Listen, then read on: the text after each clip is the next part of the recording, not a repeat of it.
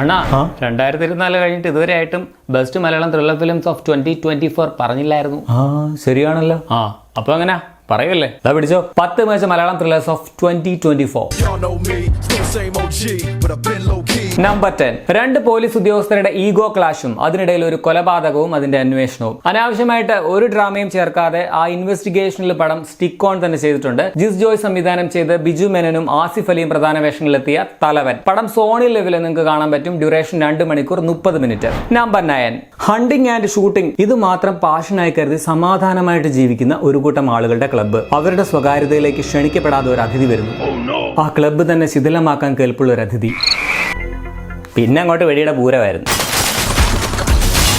ചിത്രം ആഷിഖ് അബു സംവിധാനം ചെയ്ത് ദിലീഷ് പോത്തൻ, അനുരാഗ് കശ്യപ്, വാണി വിശ്വനാഥ് തുടങ്ങിയവർ അഭിനയിച്ച റൈഫിൾ ക്ലബ്ബ്. ഒരു സിമ്പിൾ സ്റ്റോറി ഡെവലപ്പ് ചെയ്ത് മുഷിപ്പിക്കാതെ എൻഗേജിംഗ് ആക്കി കൊണ്ടുപോയിരിക്കുന്നു എന്നുള്ളതാണ് ഇതിന്റെ പ്രത്യേകത. കിടിലൻ കാസ്റ്റിംഗ് ആണ്, എല്ലാവരുടെയും നല്ല പെർഫോമൻസും ഉണ്ട്. ടെക്നിക്കലി ബ്രില്യന്റ് ആണ്. അതുപോലെ ഇതിന്റെ ഗൺ ഷോട്ട്സ്, തിയേറ്ററിൽ ഇതിന്റെ സൗണ്ട് ഇഫക്ട്സ് ഒക്കെ ഭയങ്കര രസമായിരുന്നു. സോ ആഷിഖ് അബുവിന്റെ സ്റ്റൈലിഷ് മേക്കിംഗ് പടത്തിന്റെ പോസിറ്റീവ് ആണ്. പടം നെറ്റ്ഫ്ലിക്സിൽ നിങ്ങൾക്ക് ഇപ്പോൾ കാണാൻ പറ്റും. 1 മണിക്കൂർ 53 മിനിറ്റ് ആണ് ദൈർഘ്യം. നമ്പർ 8, ഒരു ഓഫീസിൽ നടക്കുന്ന മരണവും അതിന്റെ അന്വേഷണവും. നല്ല സ്ക്രിപ്റ്റും ഡിഫറന്റ് മേക്കിംഗും. ചിത്രം സംജാദ് സംവിധാനം ചെയ്ത് രഞ്ജിത്ത് സജീവ്, ചിന്നു ചാന്ദിനി, ദിലീഷ് പോത്തൻ, സണ്ണി വെയിൻ തുടങ്ങിയവർ അഭിനയിച്ച ഗോളം. Murder on the orient express ഉൾപ്പെടെയുള്ള ചില സിനിമകൾ ഓർമ്മ വരുമെങ്കിലും മലയാളത്തിൽ ഇത് വേറിട്ടൊരു അനുഭവം തന്നെയായിരുന്നു. പടം ആമസോൺ പ്രൈം വീഡിയോയിൽ നിങ്ങൾക്ക് കാണാൻ പറ്റും. 2 മണിക്കൂറാണ് സിനിമയുടെ run time. Number 7, doctor Royce തോമസിന്റെ ഭാര്യ റീത്തുവിന് കുറച്ച് ഓർമ്മ പ്രശ്നങ്ങളൊക്കെ ഉണ്ട്. ഒരു ക്രൈമുമായി ബന്ധപ്പെട്ട് ഋതുവിനെ പോലീസ് തേടി വരുന്നതും തുടർന്ന് നടക്കുന്ന സംഭവങ്ങളും പറയുന്ന സിനിമ. മലയാളത്തിൽ നിന്നും കഴിഞ്ഞ വർഷം വന്ന ഒരു decent psychological thriller. Amal Neerad സംവിധാനം ചെയ്ത് കുഞ്ചാക്കോ ബോബൻ, ജ്യോതിർമയി, ഫഹദ് ഫാസിൽ തുടങ്ങിയവർ അഭിനയിച്ച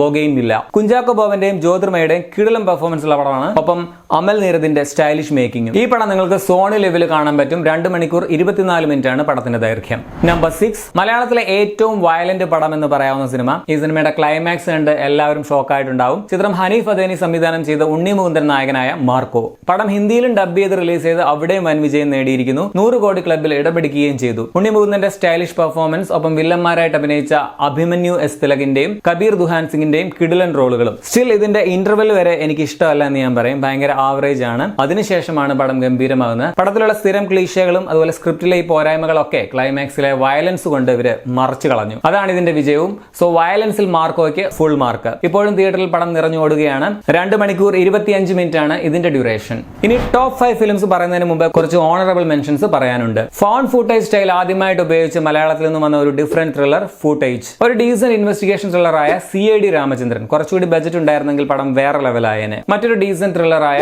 ആനന്ദ് ശ്രീബാല. എനിക്ക് വലിയ പ്രശ്നം തോന്നിയില്ലെങ്കിലും പലർക്കും ഇതിലെ അമ്മപ്പാസം വർക്കായില്ല എന്നാണ് തോന്നുന്നത്. സ്റ്റിൽ ഇതിന്റെ മിസ്റ്ററി ഇൻവെസ്റ്റിഗേഷൻ ഒക്കെ നൈസ് ആണ്. മറ്റൊരു ഡിഫറന്റ് ആയിട്ടുള്ള സൈക്കോ ത്രില്ലർ രുധിരം. ചിലപ്പോൾ OTT റിലീസ് ആക്കാൻ പോയി പടത്തിന് കുറച്ചുകൂടി അപ്രിസിയേഷൻ ലഭിച്ചേക്കാമെന്ന് തോന്നുന്നു. ഈ വർഷം എന്ന മറ്റൊരു ചിന്ന കിളിപറത്തൽ ഐറ്റം ആസിഫ് അലി, അമല പോൾ ടീമിന്റെ ലെവൽ ക്രോസ്. കൊട്ടേഷൻ സംഘങ്ങളുടെ പകയുടെ കഥ പറഞ്ഞ ആക്ഷൻ ത്രില്ലർ മുറ.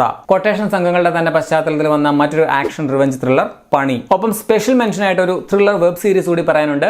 ഹോട്ട്സ്റ്റാറിൽ വന്ന 1000 ബേബീസ്. ഇനി ടോപ്പ് 5 പടങ്ങൾ. നമ്പർ 5, കഴിഞ്ഞ വർഷത്തെ ലക്ഷണമൊത്ത ഒരു ക്രൈം ഇൻവെസ്റ്റിഗേഷൻ ത്രില്ലർ. ഒരു ക്ലാസിക് സ്റ്റൈൽ ഉണ്ട് ഇതിന്. ഡാർവിൻ കുര്യാക്കോസ് സംവിധാനം ചെയ്ത് ടൊവിനോ തോമസ് നായകനായി വന്ന പോലീസ് പ്രൊസീജറൽ ഡ്രാമ ത്രില്ലർ അന്വേഷിപ്പിൻ കണ്ടെത്തും. ഇത് കുറച്ചുകൂടി വിജയിക്കേണ്ടതായിരുന്നു എന്ന് എനിക്ക് ഫീൽ ചെയ്തിട്ടുണ്ട്. ഒരു 80s Padmarajan, KG George thriller പടങ്ങളൊക്കെ കാണുന്ന ഒരു ഫീല് തന്ന ഒരു സിനിമയാണ്, അല്ലെങ്കിൽ അതിനെ ഓർമ്മിപ്പിച്ച ഒരു സിനിമയാണ്. എനിക്ക് ഭയങ്കരമായിട്ട് ഇഷ്ടപ്പെട്ട ഒരു പടമാണ്. ഇത് നെറ്റ്ഫ്ലിക്സിൽ നിങ്ങൾക്ക് കാണാൻ കഴിയും. 2 മണിക്കൂർ 25 മിനിറ്റ് ആണ് ഇതിന്റെ ഡ്യൂറേഷൻ. നമ്പർ 4, തൊട്ടടുത്ത വീട്ടിലെ ഒളിഞ്ഞു നോക്കുന്ന ചേച്ചിമാരുടെ കഥ പോലെ പറഞ്ഞ് ഒരു ഹിച്ച്കോക്കിയൻ സ്റ്റൈൽ ക്രൈം ത്രില്ലർ. അതും ഒരു സത്യനന്ദിക്കാട് സിനിമയുടെ കഥാന്തരീക്ഷത്തിൽ കൊണ്ടുവന്ന പടമാണിത്.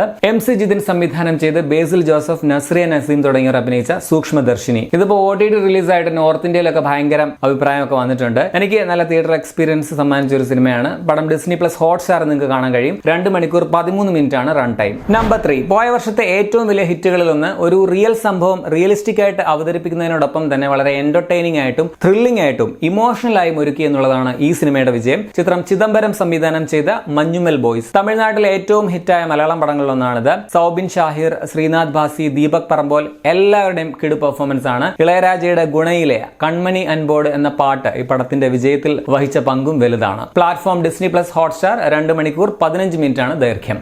നമ്പർ 2, ഒരു നാടക ക്യാമ്പിൽ നടക്കുന്ന ക്രൈം, അതിന്റെ പിന്നിലെ രഹസ്യം തേടുന്ന സിനിമ. ആനന്ദ് ഏകർഷി സംവിധാനം ചെയ്ത ആട്ടം. പടം കഴിഞ്ഞ ജനുവരിയിലാണ് തിയേറ്ററിൽ റിലീസായതെങ്കിലും 2022 മികച്ച സിനിമയ്ക്കുള്ള ദേശീയ പുരസ്കാരം ലഭിച്ച പടമാണ്. ഹോളിവുഡ് ക്ലാസിക് ത്രില്ലറായ 12 ആംഗ്രി മാന്റെ ഓർമ്മ നൽകുന്ന കഥാപറച്ചിൽ രീതിയാണ് ആട്ടം. ആമസോൺ പ്രൈം വീഡിയോയിൽ നിങ്ങൾക്ക് കാണാം. 2 മണിക്കൂർ 19 മിനിറ്റ് ആണ് ഡ്യൂറേഷൻ. നമ്പർ 1 മൂവി പറയാൻ പോകുന്നതിന് മുമ്പ് ഒരു ട്വിസ്റ്റ് ഉണ്ട്.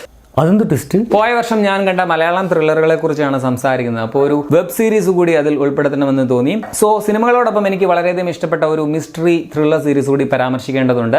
27 വർഷം മുമ്പ് കാണാതായ ഒരു 3 വയസ്സുകാരനെ അന്വേഷിക്കുന്ന, അവനുവേണ്ടി കാത്തിരിക്കുന്ന മേരിയുടെ, ഒപ്പം ഈ കേസ് വർഷങ്ങൾക്ക് ശേഷം അന്വേഷിക്കുന്ന ഒരു സൈബർ പോലീസ് ഉദ്യോഗസ്ഥനായ രവിയുടെയും കഥ. ഗൗതം സൂര്യ സംവിധാനം ചെയ്ത് കഴിഞ്ഞ വർഷം കരിക്കില് റിലീസായ പൊരുൾ. അതിമനോഹരമായിട്ടുള്ള ഗംഭീരമായിട്ടുള്ള സ്ക്രിപ്റ്റാണ് ഇതിനുള്ളത്. അനു കെ അനിയൻ എന്ന നടന്റെ വേറിട്ട മനോഹരമായിട്ടുള്ള പ്രകടനം കാണാം. ഒപ്പം ആനിയായിട്ട് വന്ന ആൻസലയും കിടുവായിരുന്നു. സീൻസ് ഒക്കെ കുറവാണെങ്കിലും മാല പാർവതിയും ഗംഭീരമാണ്. പിന്നെ ജെയിംസ് ഏലിയയും മിക്കവരും കണ്ടിട്ടുള്ളതാകും. ആരെങ്കിലും കാണാത്തവരുണ്ടെങ്കിൽ മിസ് ചെയ്യേണ്ട. യൂട്യൂബിൽ കരിക്കിന്റെ ചാനൽ കിടപ്പുണ്ട്, കണ്ടു നോക്കുക. ഇനി നമ്പർ 1 മൂവി. ഞാൻ ഏതായിരിക്കും പറയാൻ പോകുന്നതെന്ന് അറിയാവുന്നവർക്ക് അറിയാവുന്ന തോന്നുന്നു. മുൻ മിലിറ്ററി ഓഫീസർ അപ്പു പിള്ളയുടെ വീടുമായി ബന്ധപ്പെട്ട് നടക്കുന്ന ചില സംഭവങ്ങളുടെയും ദുരൂഹതകളുടെയും കഥ. ദിൻജിത്ത് അയ്യത്താൻ സംവിധാനം ചെയ്ത് ബാഹുൽ രമേശ് രചിച്ച ആസിഫ് അലി, വിജയരാഘവൻ, അപർണ ബാലമുരളി തുടങ്ങിയവർ അഭിനയിച്ച കിഷ്കിന്ദ കാണ്ഡം. ആസിഫ് അലിയുടെയും വിജയരാഘവന്റെയും അന്യായ പെർഫോമൻസ്, ഒപ്പം അപർണ ബാലമുരളി, വൈഷ്ണവി രാജ് എന്നിവരുടേതും എടുത്തു പറയണം. കൂടാതെ മുജി മജീദിന്റെ മ്യൂസിക്കും തിരക്കഥയ്ക്കൊപ്പം മനോഹരമായ ദൃശ്യഭാഷ കൂടി ഒരുക്കിയ script writer cum cameraman Bahul രമേശിന്റെ കാര്യവും എടുത്തു തന്നെ പറയണം. കഴിഞ്ഞ വർഷത്തെ ഏറ്റവും ഫേവറേറ്റ് ആയിട്ടുള്ള ഒരു സ്ക്രിപ്റ്റ് ആണ്. ഈ വർഷം കുറെ അവാർഡുകൾ പടം വാരിക്കൂട്ടുമെന്നാണ് ഞാൻ പ്രതീക്ഷിക്കുന്നത്.